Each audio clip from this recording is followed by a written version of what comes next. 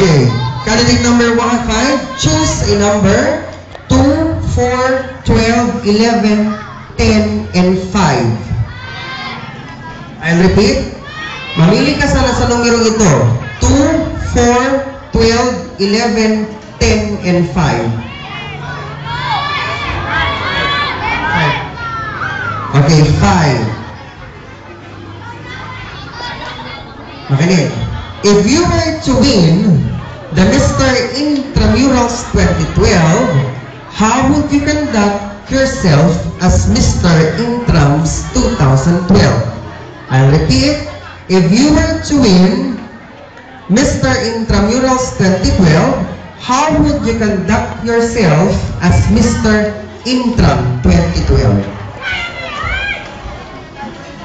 First of all, I think that if I will win Mr. Intram 2012, and I will participate in any program in this school. Okay, thank you. Candidate number 1. How about candidate number 2?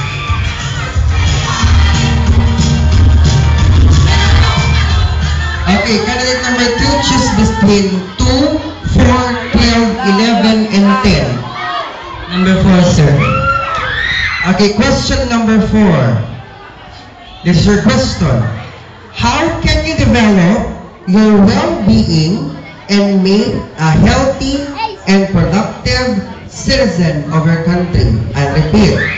How can we develop your well-being and make a healthy, active, and productive citizen of your country?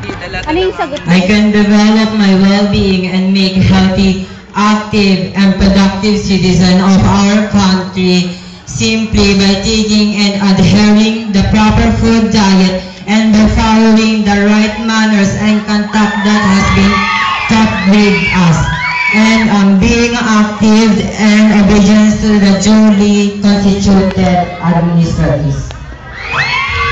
Thank you very much, candidate number 2. How about candidate number 3? Number 3. Number 4. 3, yes. Okay, candidate number 3. Choose between 2, 12, 11, and 10. 11. Okay, 11. This is your question. Do you believe that health is wealth? I repeat. Do you believe that health is wealth? Yes, I believe that health is wealth because having good health helps you avoid diseases which cause you to waste your money to expensive medicines. Thank you. Thank you very much, candidate number 3. How about candidate number 5? 5, right? 5 or 4? 5. Okay, choose between 2, 12, and 10. Okay, question number 10. Yung natira na lang na question, pa-memorize mo na. What is the essence of participating sports program? I'll repeat.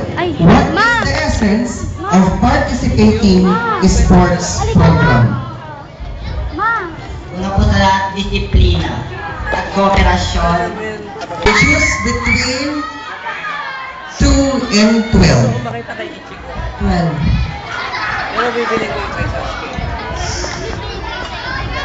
Okay, this is your question. For you, what is physical fitness? I'll repeat. For you, what is physical fitness?